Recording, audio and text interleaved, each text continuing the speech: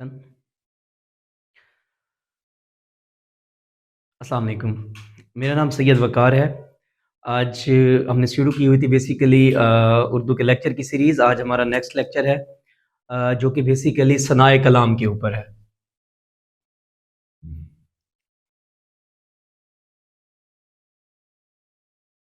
या इनको बोला जाता है इल्म बयान। पहले थोड़ा-सा बता देता हूँ कि ये सनाए कलाम जो पढ़ने जा रहे हैं, इसमें पढ़ना क्या है बेसिकली हमने।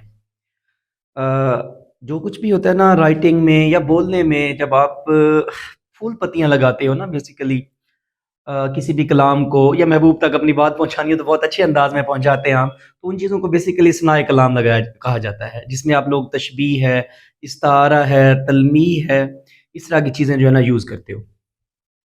तो बेसिकली हमारे लेक्चर का जो मकसद ये है कि उसने बहुत सारी बार आपके जैसे सीएसएस का एमपीटी हो रहा है, पीपीएससी के एग्ज़ाम होते हैं 1 पेपर, एफपीएससी की, तो उसने उसके अंदर एमसीक्यूज़ में पूछा हुआ होता है कि तलमीह क्या है, या सेंटेंस देगा तो कहेगा इसमें से मुझे इस्तारा अलहदा करके दें, मुझे जो है बेसिकली इसमें से तलमीह को अलहदा करके दें, मुझे तजनीस को अलहदा करके दें। तो वो सारी चीज़ें आज हम इस लेक्चर के अंदर ना टैकल करने जा रहे हैं। तो सबसे पहले जो है ना मैं आपको बता देता हूँ कि सनाए कलाम का मतलब क्या होता है। सनाए कलाम जो है ना बेसिकली सनूफ से निकला है, इसकी जमा है ये सनाए। इसका मतलब होता है कारीगरी। किस चीज़ की कारीगरी? बेसिकली लिखने की कारीगरी, कि हम अच्छे से अच्छा लिख पाएँ। या इल्मुल बयान से मुराद ये है कि वाज़े और एहसन अंदाज में लिखना या बयान करना, बोलना। तो उसको हम क्या कहते हैं? इल्मुल बयान या सनाए कलाम। सनाए कलाम बेसिकली स्नूफ से निकला है, जिसका मतलब मैंने क्या कहा है, कारीगरी। लिखते हुए जो राइटर होता है, वो जो कारीगरी दिखाता है, हम उसको क्या बोलते हैं? बेसिकली सनाए कलाम कहते हैं। अच्छा, तो मैंने आपको ये बताया कि इसमें हम पढ़ने क्या जा रहे हैं, बेसिकली तशबीह, इस्तारा, मजाज मुरसल हो गया, उसके अलावा जो है ना तजनीस हो गया, तलमीह हो गया, ये सारी चीज़ें। तो सबसे पहले हम स्टार्ट करते हैं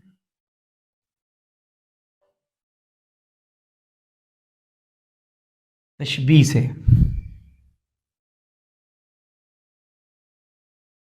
अब तशबीह का जो लगवी मतलब है, उसका मतलब है मिसाल देना।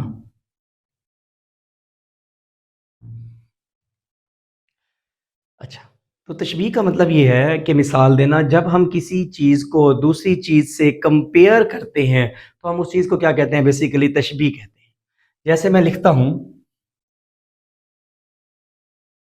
अमजद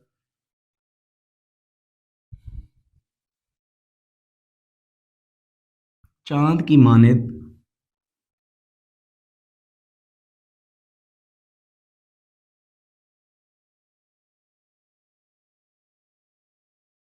खूबसूरत है। अमजद जो है चाँद की मानिंद खूबसूरत है। अब हम अमजद की खूबसूरती को किससे कंपेयर कर रहे हैं? बेसिकली चाँद से कंपेयर कर रहे हैं। इस चीज़ को हम बेसिकली क्या बोलते हैं? तशबीह बोलते हैं। जैसे मैं लिख देता हूँ अली शेर की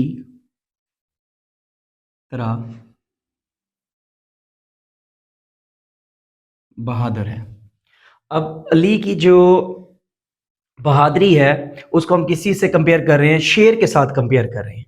तो ये जो जितने 2 सेंटेंस मैंने लिखे हैं, इसमें बेसिकली क्या दी गई है? तशबीह का इस्तेमाल किया गया है, एक में खूबसूरती को और दूसरी में बहादुरी को। अब इस तशबीह के डिफरेंट पार्ट्स भी होते हैं।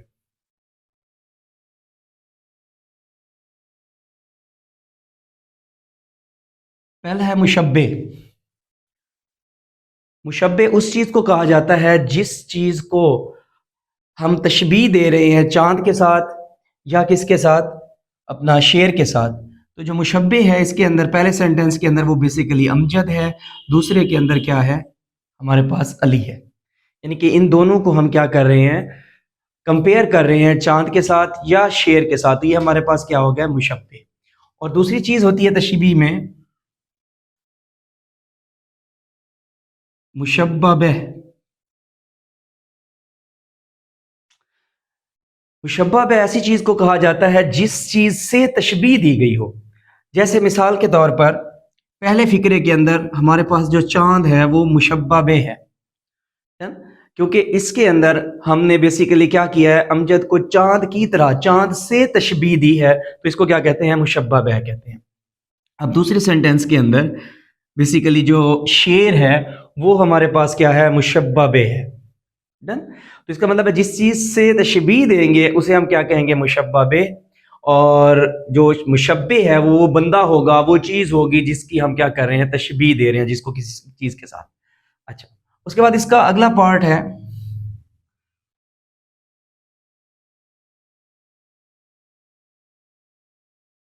वजह तशबीह। अब अगर मैं ये पहला फिक्रा है इसके अंदर वजह तशबीह को देखता हूं तो वो है खूबसूरती, यानी कि हमने खूबसूरती की वजह से तशबीह दी है। और अगर मैं दूसरे सेंटेंस में देखता हूं तो ये क्या है, बहादुरी। तो बहादुरी जो है हमारे पास क्या है, वजह तशबीह है। और फिर जो होता है चौथी चीज वो होता है लफ्ज तशबीह या हर्फ तशबीह, यानी कि वो अल्फाज जो तशबीह के लिए इस्तेमाल होते हैं।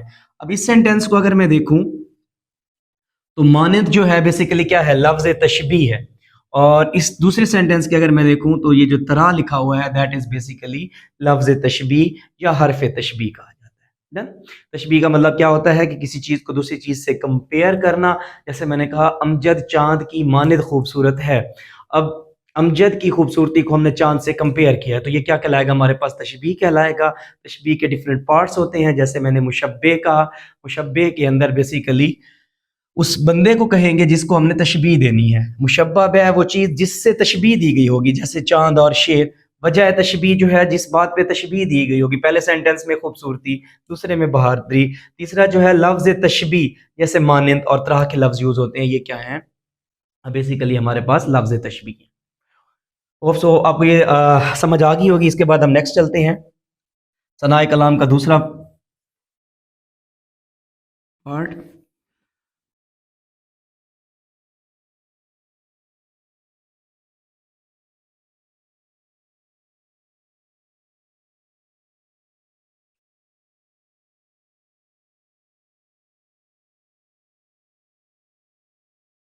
इस्तारा। अब अगर मैं इसके लफ्जी मतलब का बात करूं इस्तारे की, तो इसके लफ्जी मतलब ये है उधार लेना। इस्तारा के लफ्जी मतलब क्या है, उधार लेना। अब इस्तारे की जो डेफिनेशन है, ऐसे अल्फाज जो अपने हकीकी मायनों की बजाय मजाजी मायनों में इस्तेमाल हों और उनमें तशबीह का जो है ना ताल्लुक पाया जाता हो, उसे हम क्या कहते हैं, इस्तारा कहते हैं। मतलब ये जो है कि वो अपने असली मतलब की बजाय, हकीकी मतलब की बजाय किस में यूज़ होंगे, मजाज में यूज़ होंगे, मजाजी मायनों में यूज़ होंगे। और उनके में किस चीज़ का ताल्लुक पाया जाएगा, तशबीह का ताल्लुक पाया जाएगा। तो उस चीज़ को हम क्या कहते हैं, बेसिकली इस्तारा कहते हैं। अब देखिए मैं एक सेंटेंस लिखता हूँ,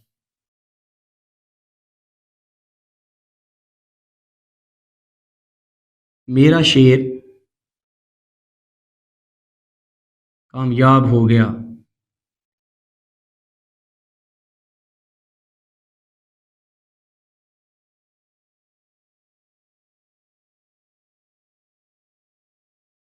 मेरा चांद बहुत ज़हीन है। इसी तरह से एक शेर का मिसरा है,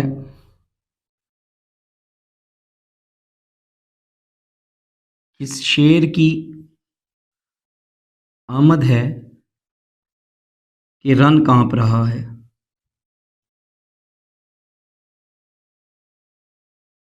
इस शेर की आमद है कि रन कांप रहा है।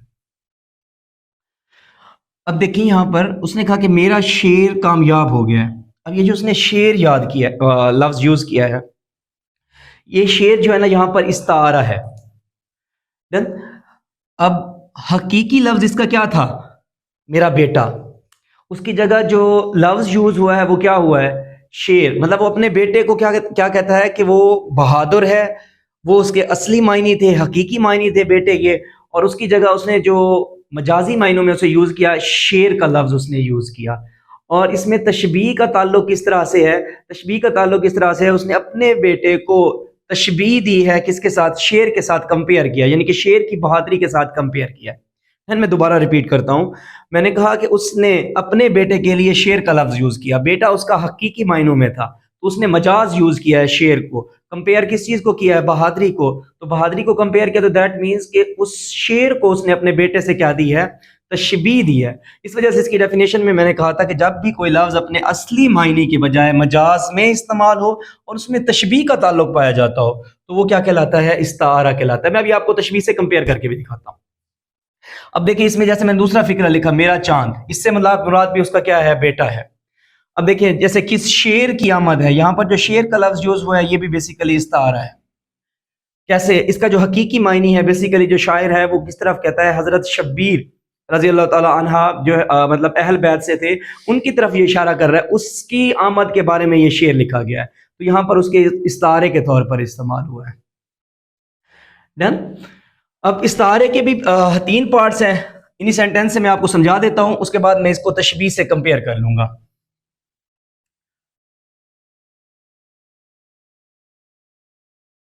सबसे पहले है मुस्तार, मुस्तार मुँह, वजह जामे। अब मुस्तार किस चीज़ को कहते हैं? जिस चीज़ का के लिए इस्तारा लिया गया हो। जैसे पहला है कि मेरा शेर कामयाब हो गया, वो बेसिकली क्या था? उसका बेटा, ये उसका मुस्तार कहलाएगा। मुस्तार मुँह जो है वो क्या कहलाएगा? शेर। डन? और वजह जामे क्या है पहले सेंटेंस के अंदर? कामयाबी, दूसरे के अंदर जहानत, तीसरे के अंदर बहादुरी। तो ये क्या है? वजह जामे है। मुस्तार वो जिसके लिए इस्तारा लिया गया है। मुस्तार मुँह उस चीज़ को कहते हैं जिस जो चीज़ एज आ इस्तारा यूज़ हुई है, और वजह जामे क्या कहते हैं? उसमें जो वजह पाई जाती है, जैसे पहले में कामयाबी, दूसरे में जहानत, और तीसरे में क्या है? रंग कांप रहा है। अब मैं इसको तशबीह से कंपेयर करता हूँ। उसके लिए मैं एक सेंटेंस लिखता हूँ।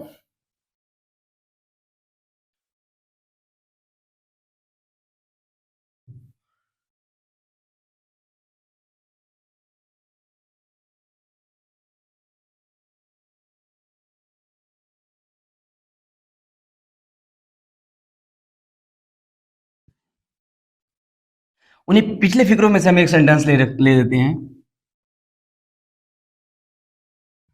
अमजद चांद की मानित खूबसूरत है। अमजद चांद की मानित क्या है? खूबसूरत है। अब पहली बात तो ये है कि जब भी कोई तशबीह की जाएगी, उसमें जिस शख्स के लिए तशबीह का लफ्ज़ इस्तेमाल होना है, वो मौजूद होगा। तो इसका मतलब है तशबीह हकीकी होती है, और ये जो होता है ये मजाजी मायनों में यूज़ हो रहा होता है। यहाँ पर देखिए, अमजद चाँद की मानित खूबसूरत है, अमजद भी मौजूद है, उसके अलावा चाँद भी मौजूद है, मुशब्बे बे, और तीसरी बात जो है लफ्ज़ तशबीह भी मौजूद है, की मानित। अब अगर मैं इस तारे को देखूं, यहाँ पर उधार लिया गया है बेटे की जगह शेर, तो इसका मतलब है कि जो मुस्तार मुंह है वो मौजूद है। ठीक है। उसके अलावा जो लफ्ज है जिसको यानी कि बेटा या उसका कोई नाम था, वो शख्स मौजूद नहीं है, जबकि तशबीह में वो मौजूद होता है, इसके अंदर मौजूद नहीं है। और इसमें जो वजह तशबीह होता है या लफ्ज तशबीह, हर्फ तशबीह, वो भी मौजूद नहीं है। डन? तो इस वजह से हम इसको क्या कहते हैं कि ये इस्तार लिया गया, उधार लिया गया। इसी तरह से देखिए, मेरा चांद, अब ये नहीं पता चांद अली है, अमजद है, कौन है, हमें नहीं पता। बस उसने अपने बेटे का कह दिया कि मेरा चांद जो है बहुत ज़हीन है, मतलब कि बंदा मौजूद नहीं है, जबकि तशबीह में वो बंदा क्या होता है? मौजूद होता है, जिसके बारे में जिसको कंपेयर किया जा रहा होता है खूबसूरती की बुनियाद पर, बहादुरी की बुनियाद पर। जैसे किस शेर की नाम आमद है, यहाँ पर हजरत शबीर का लफ्ज़ मौजूद नहीं है किसी जगह पर भी। डन? तो इसका मतलब है जब भी हम तशबीह करेंगे, वहां पर वो लफ्ज मौजूद होगा, जिसको हम कंपेयर कर रहे होंगे, इस्तारा के अंदर वो लफ्ज उधार लिए गए होंगे, वहां पर मौजूद नहीं होंगे। डन?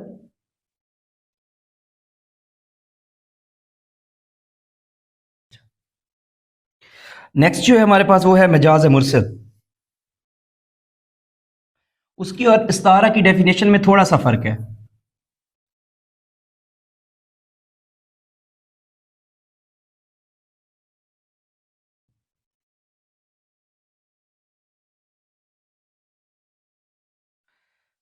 मजाज मुरसल,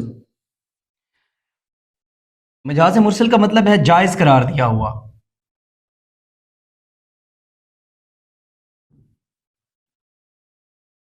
डन। बिल्कुल इस्तारा की तरह हम इसको डिफाइन करेंगे, सिर्फ तशबीह को निकाल देंगे।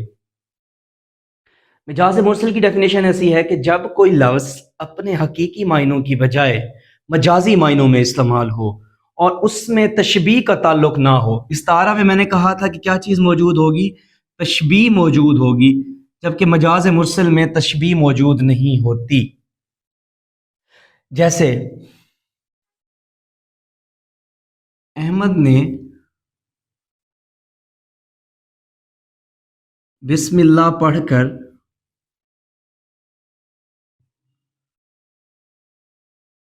खाना शुरू किया। अब अगर इस सेंटेंस को मैं एनालाइज करूं तो यहां पर ये जो बिस्मिल्लाह है, that is basically Majaz Mursal. अच्छा, अब ये मिजाज मुरसल किस तरह से, अहमद ने बिस्मिल्लाह, बिस्मिल्लाह को अगर हकीकी तौर पे लिखे तो बिस्मिल्लाह रहमान रहीम, यानी कि ऑफ कोर्स अहमद ने पूरी बिस्मिल्लाह पढ़ी होगी तो खाना खाया होगा। अब ये लफ्ज बिस्मिल्लाह हकीकी मायनों में पूरा बिस्मिल्लाह रहमान रहीम ही है, जबकि यहां पर हमने क्या किया है, उसको उसके मजाजी मायनों में सिर्फ बिस्मिल्लाह लिख दिया है, उसकी शॉर्ट फॉर्म लिख दी है कि अहमद ने बिस्मिल्लाह पढ़कर खाना शुरू किया। अब देखें, बिस्मिल्लाह तो पढ़ रहा है, अपने हकीकी मायनों की बजाय लगवी मायनों में शॉर्ट फॉर्म में यूज तो हो रहा है, लेकिन किसी चीज से इसको हम कंपेयर नहीं कर रहे, किसी चीज के साथ इसको हम तशबीह नहीं दे रहे, तो इस चीज को हम बेसिकली क्या कहते हैं, मजाज मुरसल कहते हैं। यानी कि ऐसा लफ्ज जिसको हम हकीकी मायनों की बजाय जो है ना शॉर्ट फॉर्म में यूज करते हैं या मजाजी मायनों में यूज करते हैं। बिस्मिल्लाह, बिस्मिल्लाह रहमान रहीम का शॉर्ट फॉर्म है, मजाजी मायनों में इस्तेमाल हुआ है, लेकिन उसको किसी चीज से हमने कंपेयर नहीं किया तो वो मजाज मुरसल कहलाएगा। अगर कंपेयर करते तो वो इस्तारा कहलाता, और अगर वो लफ्ज खुद भी मौजूद होते जिसके बारे में हम जिसको तशबीह दे रहे थे तो वो तशबीह कहलाती। देन इसी तरह से वो हर रोज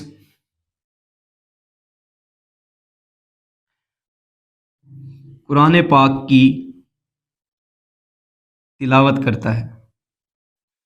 अब यहाँ पर ये जो कुरान पाक है, ये बेसिकली कुरान पाक की तिलावत का मतलब क्या है कि पूरा कुरान तो नहीं पढ़ता। ऑफ कोर्स क्या करता होगा, एक सूरा पढ़ता होगा, दो सूरा पढ़ता होगा, तो ये क्या हुआ, अपने हकीकी मायनों की बजाय मजाजी मायनों में इस्तेमाल हुआ है। लेकिन इस कुरान पाक को हमने किसी चीज़ से कंपेयर नहीं किया, तशबीह नहीं दी, इस वजह से हम इसको क्या बोलते हैं, बेसिकली मजाज मुरसल कहते हैं।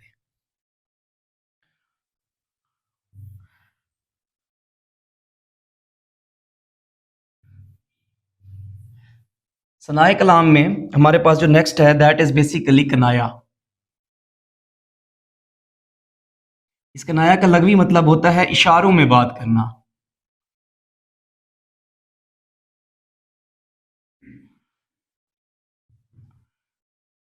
किनाया का लफ्ज़ी मतलब क्या होता है, इशारों में बात करना। अगर मैं इसको डिफाइन करूं तो कनाया ऐसे अल्फाज को कहा जाता है जिनको हम अपने हकीकी मायनों की बजाय मजाजी मायनों में इस्तेमाल करें और उनके हकीकी मायने भी चेंज ना हों। डन। फिर से मैं डिफाइन करता हूं कि किनाया ऐसे अल्फाज को कहते हैं जिनको हम क्या करते हैं, मजाजी मायनों में, असल मायनों की बजाय मजाजी मायने में इस्तेमाल करते हैं, लेकिन उनके जो असल मायने होते हैं वो भी चेंज नहीं होते। डन। सेम सेंस देंगे, सेम मतलब क्रिएट करेंगे। जैसे मैं मिसाल लिखता हूं, बाल सफेद हो गए मगर आदत ना गई। अब देखें, बाल सफेद होना, इसका अगर मतलब निकालें तो बुढ़ापा, यानी कि बूढ़े हो गए मगर आदत ना गई। उसकी जगह हमने क्या लिखा, बाल सफेद हो गए मगर आदत ना गई। अब ये जो बाल सफेद होना, बेसिकली उसका हकीकी मतलब तो ये था कि बुढ़ापा लिखते। अब वो बुढ़ापे की बजाय अपने मजाजी मायनों में इस्तेमाल हुआ है, बाल सफेद हो गए, लेकिन उसका मतलब भी चेंज नहीं हुआ। अल्टरनेटिव है, डिपेंडेंट है एक दूसरे के ऊपर, कि यानी कि मजाजी मायनों में भी इस्तेमाल हो रहा है, मजाजी मायनों में भी इस्तेमाल होने के बाद उनके मतलब तब्दील नहीं हो रहे। इस चीज को बेसिकली हम क्या बोलते हैं? किनाया बोलते हैं। देन नेक्स्ट है हमारे पास तलमी।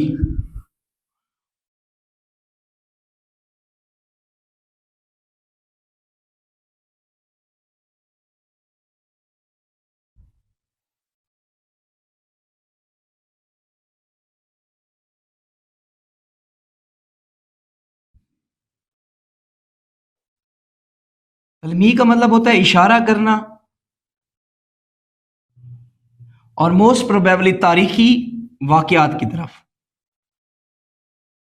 यानी कि सनाए कलाम में इल्म बयान लिखते हुए जब कभी भी चंद अल्फाज या अल्फाज का मजमूआ जब किसी तारीखी वाक़ये की तरफ इशारा कर दें, तो हम इसको क्या कहते हैं? तलमी कहते हैं। जैसे मिसाल के तौर पर मैं लिखता हूं इब्ने मरियम। अब ये इब्ने मरियम जो है, ये हज़रत ईसा अलैहिस्सलाम की तरफ क्या है? इशारा करता है। उनकी जो पैदाइश हुई, उसका जो सारा इंसिडेंट है, उसकी तरफ। इसी तरह से यद बेज़ा। अब ये जो यद बेज़ा है, ये बेसिकली हज़रत मूसा अलैहिस्सलाम का जो मोजज़ा था, उसकी तरफ इशारा करता है। यद का मतलब होता है हाथ, और बेज़ा का मतलब है रोशनी की तरह चमकना शुरू। हज़रत मूसा अलैहिस्सलाम अपना हाथ बगल में डालते थे, जब वापस निकालते थे तो वो सूरज की तरह रोशन हो जाता था, चमक रहा होता था। तो इस मोजज़े की तरफ इशारा करता है, जिसको हम क्या कहते हैं? यद बेज़ा। इसी तरह से आतिश नमरूद, ये हज़रत इब्राहीम का वाक़या हमें याद कराता है कि वो नमरूद की आतिश में कूद पड़े थे। इसमें एक शेर भी है, बेखतर कूद पड़ा आतिश नमरूद में इश्क, अक्ल है महवे तमाशा लबे बाम अभी। यानी कि अक्ल अभी सोच रही है, इश्क जो है ना वो क्या कर रहा है? कूद पड़ता है। तो ये जो आतिश नमरूद है, ये बेसिकली क्या है? तलमी है, एक तारीखी वाकयात की तरफ क्या कर रहा है? इशारा कर रहा है। जैसे औरंग सलमानी,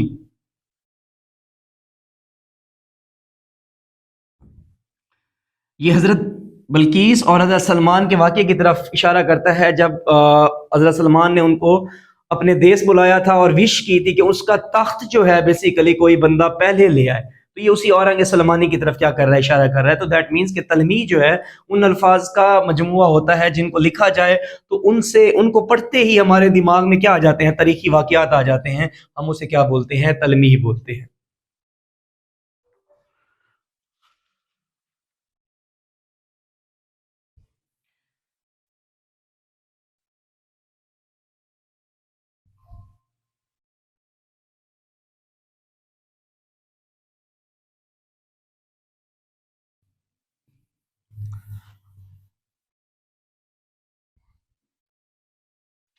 उसके बाद नेक्स्ट है हमारे पास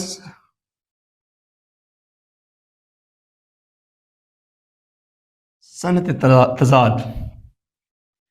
ये ऐसे अल्फाज को कहा जाता है जब कभी भी किसी नसर में लिखते हुए हम अपोजिट वर्ड्स को यूज करते हैं। किसी नज़म को लिखते हुए, किसी शेर को लिखते हुए हम क्या करते हैं? अपोजिट वर्ड्स को यूज करते हैं। हम उसे क्या कहते हैं? सनत तज़ाद कहते हैं। जैसे आपने दिन रात का इस्तेमाल किया, अरूज जिवाल का लफ्ज यूज कर दिया, तो ये बेसिकली क्या कहलाते हैं? सनत तज़ाद कहलाते हैं। रोकिएगा। अच्छा, जैसे मैं एक शेर लिखता हूं, खुदा के वास्ते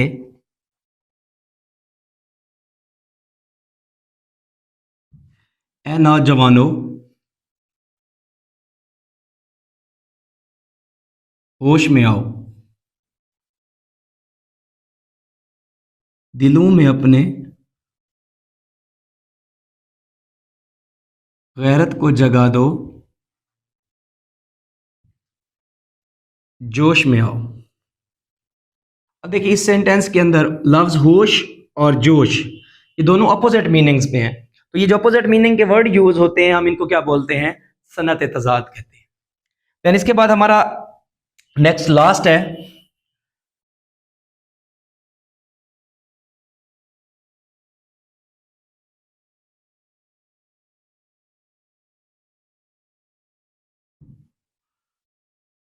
वो है तजनीस। तजनीस का मतलब होता है हम जिन्स होना, एक जैसा होना।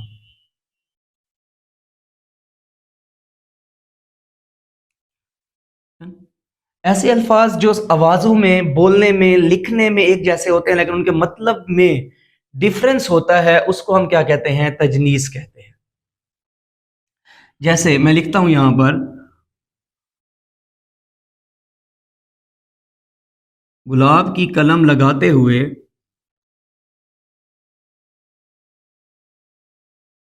सॉरी मेरी जेब से कलम गिर गया। डन। अब देखें, इसके अंदर दो वर्ड्स यूज हुए हैं, ये वाला कलम और ये वाला कलम। इन दोनों के मतलब डिफरेंट है।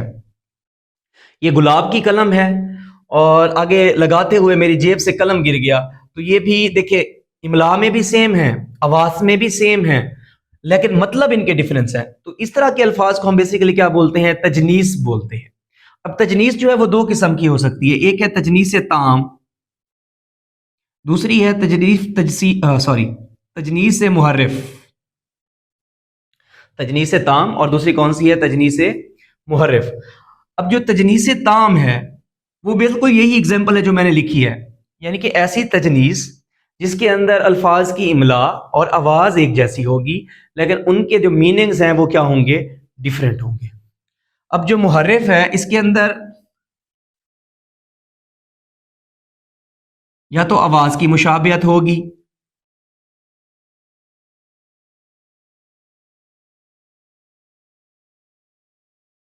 या तहरीर की मुशाबियत होगी, और मतलब डिफरेंट होंगे। या तो आवाज की मुशाबियत होगी मुहर्रिफ के अंदर या तहरीर की मुशाबियत होगी। अब जैसे मैं एग्जांपल लिखता हूं, मुसलमान सफर के महीने में सफर नहीं करते। अच्छा, अब देखिए आवाज सेम है,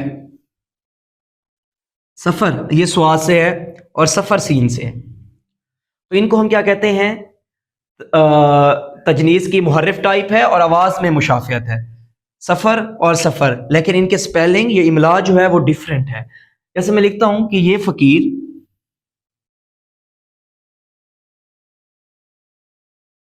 सॉरी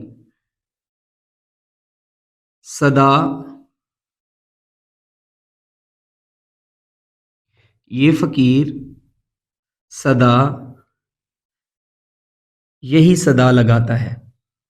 अब देखिए दोनों सदा हम आवाज हैं लेकिन स्पेलिंग में डिफरेंट है, मीनिंग भी डिफरेंट है। अब ये सदा का मतलब है हमेशा, इस सदा का मतलब क्या है? आवाज लगाना। तो ये किस में आते हैं? मुहर्रिफ में आते हैं और आवाज की मुशाबियत है। अच्छा, उसके बाद है तहरीर में मुशाबियत। आवाज भी मुख्तलिफ होगी लेकिन तहरीर में सेम होंगे, मतलब भी डिफरेंट हो रहे बनेंगे इससे। जैसे मैं लिखता हूं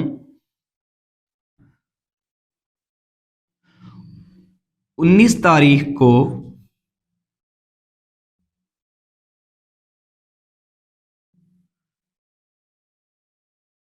अनीस साहब ने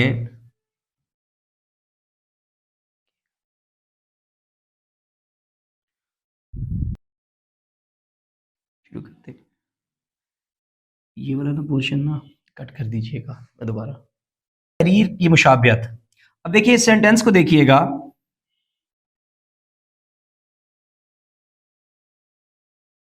मोहम्मद अनीस ने 20 में से 19 नंबर लिए।